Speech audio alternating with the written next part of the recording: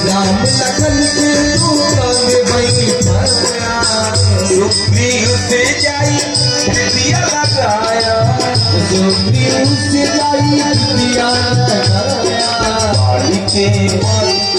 बाली के डराया तो मराई हो, अंजनी के बाली की डराया तो मराई हो, अंजनी के डरवा करी सुमिरनमा तुम्हार हो, अंजनी के डरवा करी सुमिरनमा तुम्हार हो, अंजनी के डरवा।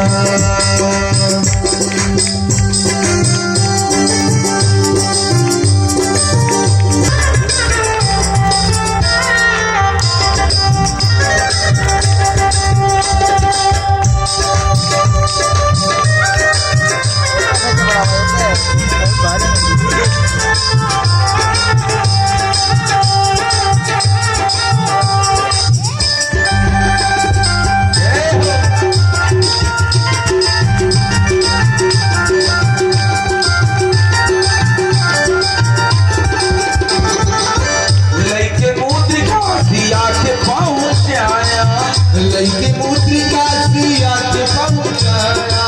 के पहुँचाया, सिया के पहुँचाया, सिया के पहुँचाया, लइके मुद्रिका सिया के पहुँचाया, समाचार रघुपति के बताया, समाचारी रघुपति के बताया, तनी के मन हर साई, अंजनी के सीता जी के मन हर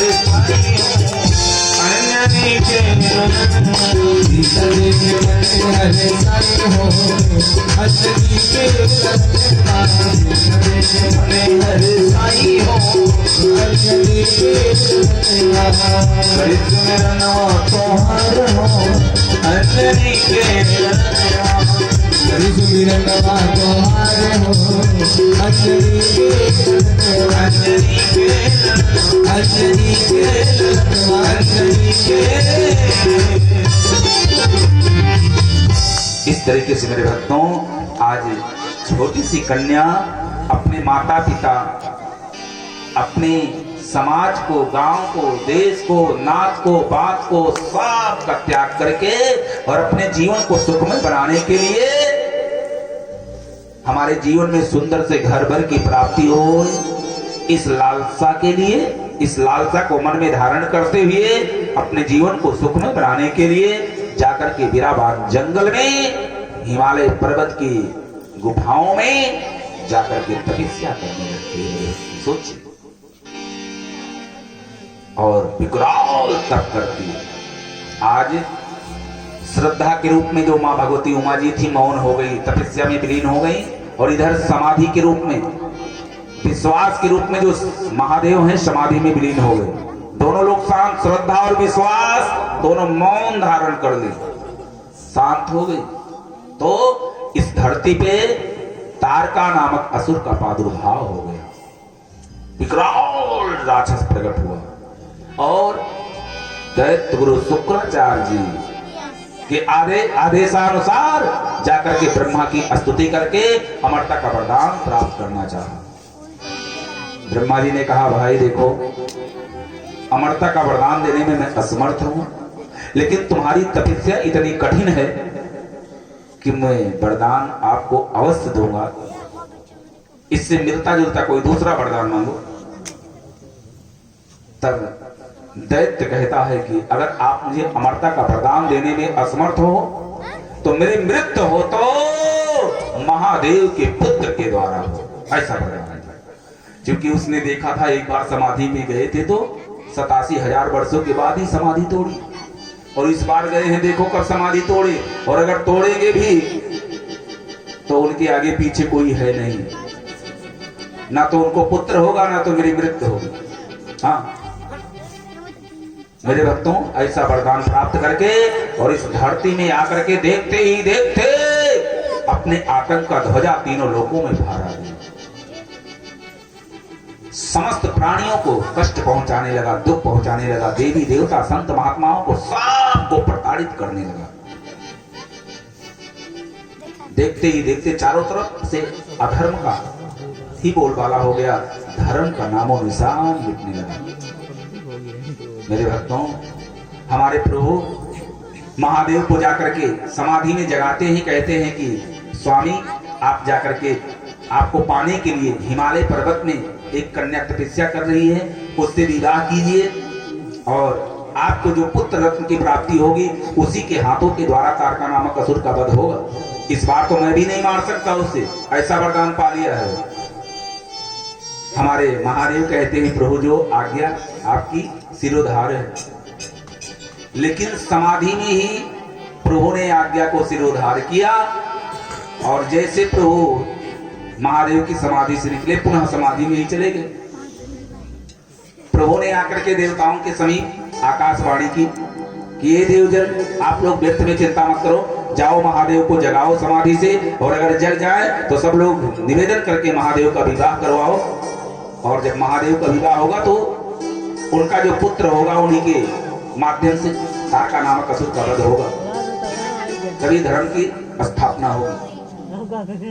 सारे देवी देवता एकत्रित होकर के एक आपातकालीन बैठक की सभा बुलाए। देवराज इंद्र महादेव को जगाने के लिए कामदेव को प्रेरित किए, कामदेव को आदेश किए। कामदेव पहले तो हाथ जोड़ लिया, उसके बाद राजा का आदेश है तो पालन करना ही है। कामदेव अपनी पूरी फौज को तैयार करके महादेव के समीप पहुंचे और महादेव के ऊपर आक्रमण करने लगे, लेकिन कोई मतलब सिद्ध नहीं हुआ। नाना प्रकार का प्रपंच करके कामदेव हार गए। तब अपनी धनुष बाण उठा करके महादेव के ऊपर वार करना शुरू कर दिए, और जैसे ही महादेव के तीसरे नेत्र पर अपना बाण साधे हैं कामदेव, हमारे महादेव अपने तीसरे नेत्र खोल दिए, कामदेव जल करके राख हो गए। पूरी देवताओं में, सारे जगत में हाहाकार मच गया, कामदेव जल करके राख हो गए। कामदेव की धर्मपत्नी रति जी को मालूम पड़ा। रति जी आकर के करुण कंदन करने लगी, विलाप करने लगी, अपना छाती मोड़ पीट पीट करके रोने लगी। महादेव आकर के रति जी को समझाते हैं। रति जी के सर पे हाथ को फेरते हुए कहते देवी रोना बंद करो। रति जी कहती जले पे नमक छिड़कने आए हो, मेरे स्वामी को जला करके राख कर दिए, अब कहते हो रोना बंद करो। बड़ा सुंदर ज्ञानोपदेश करते हैं महादेव रति जी को। कहते हैं देवी तुम्हारे पति अमर हैं, अजर हैं, भला उन्हें कौन मार सकता। तुम्हारे पति आज से बिना शरीर के ही सारे संसार में व्यापेंगे। वैसे एक बात और जान लीजिए आप लोग, मरती तो ये शरीर ही है, आत्मा कभी मरती होती नहीं।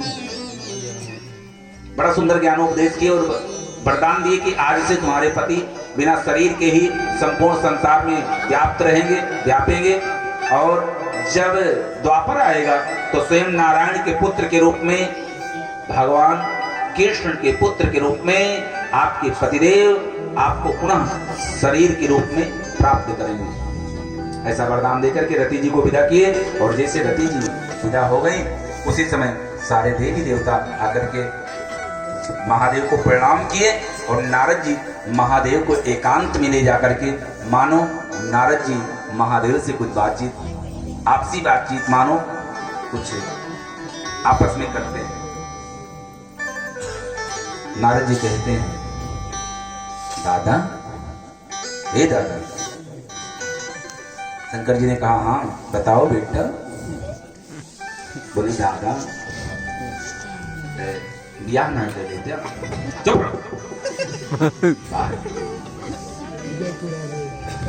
अरे तुम्हें लाज भी नहीं आती, लज्जा भी नहीं आती, कौन करेगा मेरा विवाह? विवाह का नाम सुनते ही ना सबके मन में घी का लड्डू फूटने लगता है। हाँ, कितनी जल्दी हो जाए। महादेव भी सोच रहे हैं कि बहुत दिन हो गया अकेले रहते, अब नहीं रहा जाता। हाँ, कम से कम एक गिलास पानी देने वाला कोई आगे पीछे तो आ जाए। मन ही मन प्रसन्न हो रहे, लेकिन अब कैसे कह दें कि विवाह करेंगे, क्योंकि वहां पे विष्णु जी हैं, ब्रह्मा जी हैं, कुबेर जी हैं, इंद्र जी हैं, श्रेष्ठ देवता हैं। अगर कह दे कि हाँ करेंगे तो लोग क्या सोचेंगे, बुढ़वा को देखो सठिया गया है, इस उम्र में भी विवाह की लालसा। वैसे विवाह का नाम सुनते ही सबका मन प्रसन्न हो जाता है। बाबा जी लिखते हैं कि ससुराल प्यारे लगी जब ते, रिपरूप कुटुंब भय तब ते। हाँ, सभी लोग दुश्मन के समान दिखने लगते हैं हो अपने हित मित्र कुटुंब जन। ससुराल प्यारी लगी जब ते, रिपरूप कुटुंब भय तब ते। मान ही मातु पिता जब लो, तभी तक माता पिता का मान सम्मान है। कब तक? जब तक कि श्रीमती जी घरवा में नहीं आई। अबलानन दीख नहीं तब लो। अबला मीन्स स्त्री, आनंद मीन्स मुख। जब तक अपने श्रीमती का मुख नहीं देखे हैं तभी तक माता पिता का मान सम्मान है। जिस दिन से श्रीमती जी घरवा में आ गई ना, उस दिन किस मातारी किस बाप, हाँ, उसी दिन एक को महीना ना बीता कि दूसरे महीना आदेश आ गया, पापा ए पापा, कहा बेटा पापा ऐसा ही बड़ी चोरी हो गया, सबके मोटर खुल जात बा। हाँ हाँ, लील गा बचवा कितना उसा पात के यहाँ देखते हैं। हाँ पापा यस करा, वही टिपली चला, वही रहा, इंजन रखावा, भोजन बन जाए लाख पहुंचा देवा कर। हाँ हाँ, सोचिए, यानी जब तक अब घर में बैठे रहोगे तो तुम्हें 10-10 मिनट पे चाय चाहिए। हाँ, कहां से व्यवस्था हो भाई? तो जब तक श्रीमती जी नहीं घर पे आई है तभी तक माता पिता का मान सम्मान है। हम नहीं कह रहे, बाबा जी लिखते हैं कि मान ही मातु पिता जब लो, अबलानन दीख नहीं तब लो। सोचिए, महादेव भी सोचते हैं कितनी जल्दी विवाह हो जाए, लेकिन अब कैसे कह दें।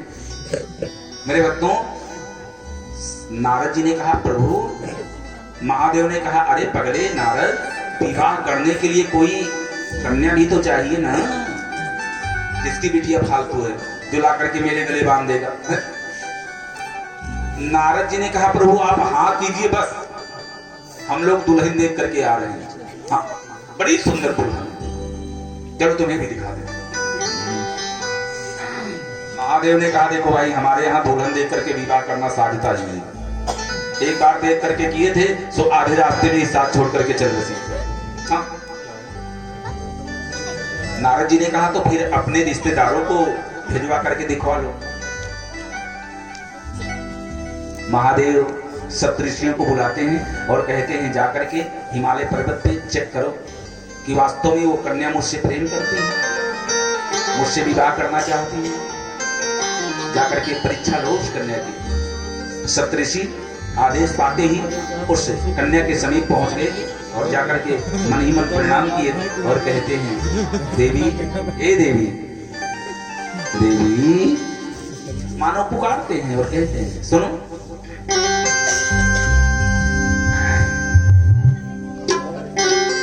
कि शादी नहीं तो ए देवी, कि शादी नहीं तो बर्बादी करो देवी, शादी नहीं तो बर्बादी करो, काहे ढूंढो काहे ढूंढो तुलावा से शादी करो, काहे ढूंढना तुलावा से शादी करो, शादी नहीं तो बर्बादी करो बेटी, शादी नहीं तो बर्बादी करो, काहे ढूंढो तुलावा से शादी करो, काहे ढूंढना तुलावा से शादी करो।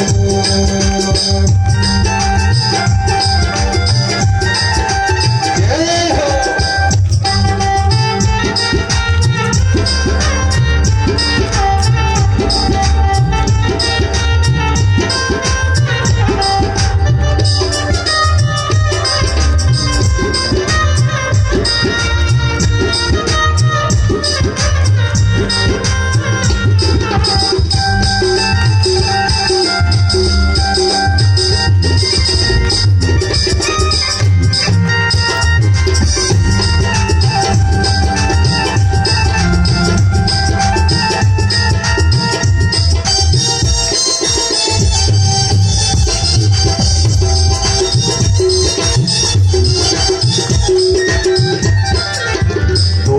राजा बाबू जैसन तू है हम दिलाए थे, दूल्हा राजा बाबू जैसन तू है हम दिलाए थे।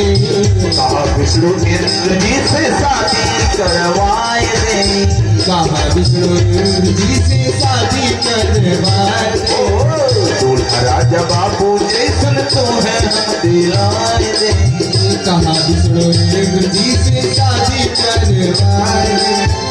काहे के जिंदगिया के खराबी कर लो देवी, काहे की जिंदगिया के खराबी कर लो, काहे बूढ़ा दूल्हा बस शादी कर लो, काहे बूढ़ा दूल्हा बस शादी कर लो।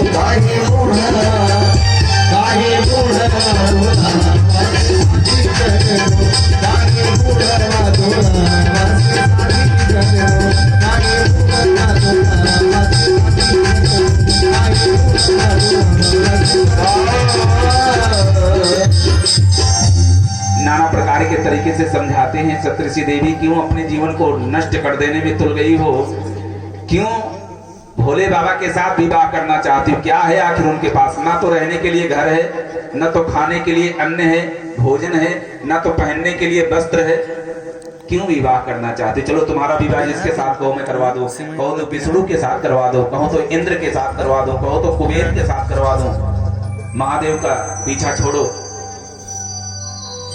वाला कॉल लाया होता तो मन होता कि मेरा विवाह होगा तो महादेव के साथ ही होगा, अन्यथा मैं अपने शरीर को त्याग दूंगी, पुनः आऊंगी शरीर धारण करके, तब भी मेरी यही अभिलाषा रहेगी। ऐसा दृढ़ प्रेम को देख करके सप्तऋषि हाथ जोड़ करके प्रणाम किए, बोले देवी तुम्हारी तपस्या पूर्ण हो गई, प्रभु ने हमें परीक्षा लेने के लिए भेजा था। तुरंत हिमालय और मैना जी को बुलाए, बोले मैया बच्ची को घर ले चलो, इसकी तपस्या पूर्ण हो गई। पंचांग खोल करके देखते हैं सप्तऋषि जन, प्रतिदिन सुंदर लगन मिल रहे हैं और कल के ही दिन को महादेव की विवाह की तारीख पक्की कर दिए। नाना प्रकार की पत्री तैयार करके, निमंत्रण कार्ड तैयार करके समस्त देवी देवता संत महात्मा ऋषि मुनि मनीषियों के यहाँ भिजवा दिए। सब लोग निमंत्रण कार्ड पाते ही बारात की तैयारी में लग गए। सब लोग बारात चलने की व्यवस्था करने लगे। कि लगे सवारन सकल सुर, वाहन विविध विमान,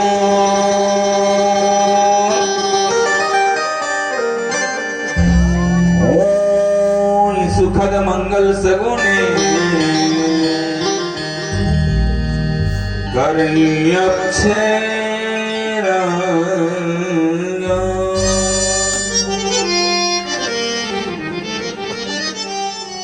देवता लोग निमंत्रण कार्ड पाए तो क्या करने लगे सवारन सकल सुर, वाहन विविध विमान। जिसके पास जो वाहन था, जिसके पास जो विमान था, जिसके पास जो साधन था, अपने अपने वाहन को, अपने अपने साधन को, अपने अपने विमान को लोग सजाने और संवारने में लग गए, क्योंकि कल बारात जाना है ना, सब लोग अपने अपने वाहन को सजा रहे हैं। और ये मैया लोग, स्वर्ग में रहने वाली अप्सराएं क्या कर रही हैं? नृत्य कर रही, नाच रही हो। हे। जब आप लोगों के यहाँ क्या कहते हैं उसको, खुशी, जब खुशी का माहौल आता है जब आप लोगों के यहाँ, तो आप लोग खुशियां मनाते हैं ना, खुशियां मनाते हैं। कैसे मनाते हैं हो? खुशियां मनाने की प्रक्रिया क्या है, नहीं बताएंगे आप लोग?